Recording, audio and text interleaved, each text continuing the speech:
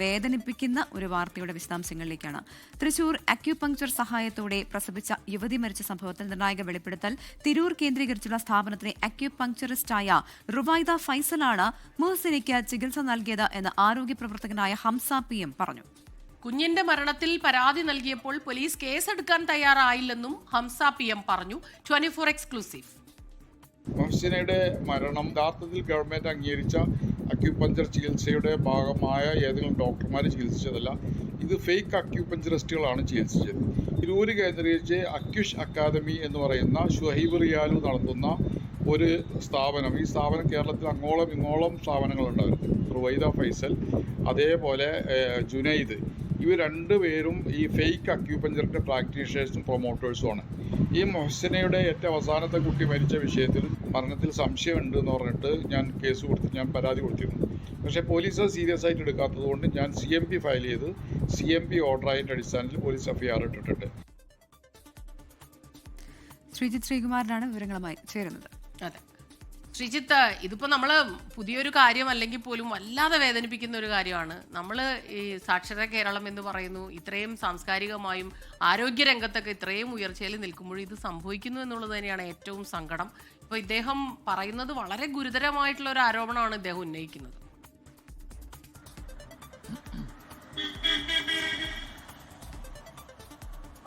തീർച്ചയായും സ്മിത, പ്രവിത, ഒരു good morning പറയാൻ പോലും കഴിയാത്ത തരത്തിലാണ് നമ്മൾ ഇന്നലെ മെഡിക്കൽ കോളേജ് ആശുപത്രിയുടെ പരിസരത്ത് നിന്ന് പോകുന്നത്.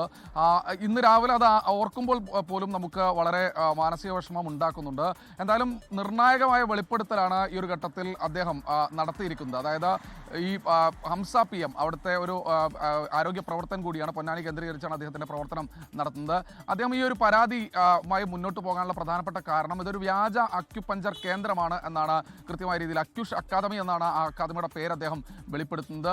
ഈ അക്കാദമിയിലെ ഒരു റുവൈദ ഫൈസൽ എന്നയാളും അതുപോലെ തന്നെ ജുനൈദ രണ്ടുപേരുമാണ് ഇത്തരത്തിൽ ചികിത്സ നടത്തിയത് എന്നാണ് കൃത്യമായ രീതിയിലുള്ള ഒരു വെളിപ്പെടുത്തൽ അദ്ദേഹത്തിൻ്റെ ഭാഗത്ത് നിന്ന് ഉണ്ടായിരിക്കുന്നത്. എന്തായാലും ഈ കുഞ്ഞ് മരിച്ചത് ജനുവരിയിലാണ്. അതായത് ഈ പ്രസവം, മുഹസിനയുടെ പ്രസവം നടക്കുന്നത് ജനുവരിയിലാണ്.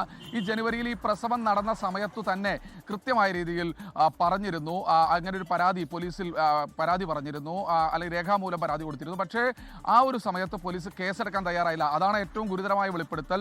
ഇത്തരത്തിലൊരു മരണം നടന്നൊരു കുഞ്ഞിൻ്റെ മരണം നടന്നത് ആശുപത്രിയിൽ വെച്ചല്ല പ്രസവിച്ചത്, അക്യുപഞ്ചർ ചികിത്സയുടെ ഭാഗമായാണ് പ്രസവിച്ചതെന്ന കാര്യമൊക്കെ വ്യക്തമായിട്ട് പോലും പോലീസ് ഒരു കേസെടുക്കാൻ തയ്യാറായില്ല. ചാവക്കാട് പോലീസ് എന്നാണ് പറയുന്നത്. അതിൻ്റെ അടിസ്ഥാനത്തിലാണ് കോടതിയെ സമീപിച്ച് CMP ഓർഡറാക്കി അതിനുശേഷം FIR ഇടിയിപ്പിക്കുകയായിരുന്നു. ഈ FIR-ൽ പ്രതികളുണ്ട്. മരിച്ച ഈ മോസിനെ അടക്കം ഈ കേസിൽ പ്രതികളാണ്.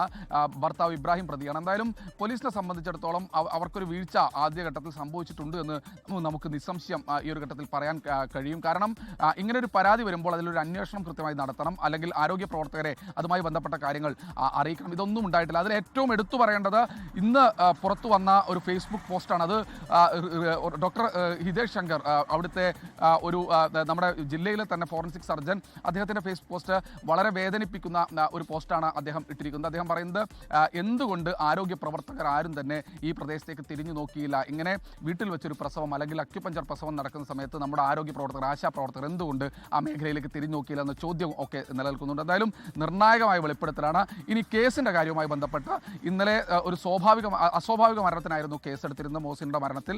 എന്തായാലും ഇന്ന് പോലീസിനെ സംബന്ധിച്ചിടത്തോളം അവർ കൂടുതൽ വകുപ്പുകൾ അതിൽ ചുമത്തും. ഭർത്താവിനെ ഇബ്രാഹിമിനെ ആ കേസിൽ പ്രതിയാക്കുമെന്നാണ് മനസ്സിലാക്കുന്നത്. ഈ ഇതിൻ്റെയൊക്കെ ഭാഗമായുള്ള പ്രതിരോധത്തിൻ്റെ ഭാഗമായി ചില ഓഡിയോ താൻ തന്നെയാണ് ഇത്തരത്തിൽ തീരുമാനിച്ചെന്ന തരത്തിലൊക്കെ ഈ മോസിനെ പറയുന്ന തരത്തിൽ ഓഡിയോ പുറത്തു വന്നിരുന്നു. പക്ഷേ ആ ഓഡിയോ ഒക്കെ ബന്ധുക്കൾ തള്ളിക്കളയുകയാണ്. എന്തായാലും നീചമാണ്.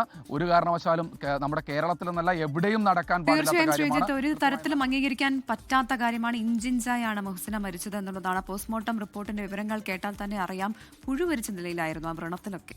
അത് എത്രമാത്രം വേദന ആ പെൺകുട്ടി അല്ലെങ്കിൽ ആ സ്ത്രീ അനുഭവിച്ചിട്ടുണ്ടാകുമെന്നാണ് ഞാൻ ആലോചിക്കുന്നത്.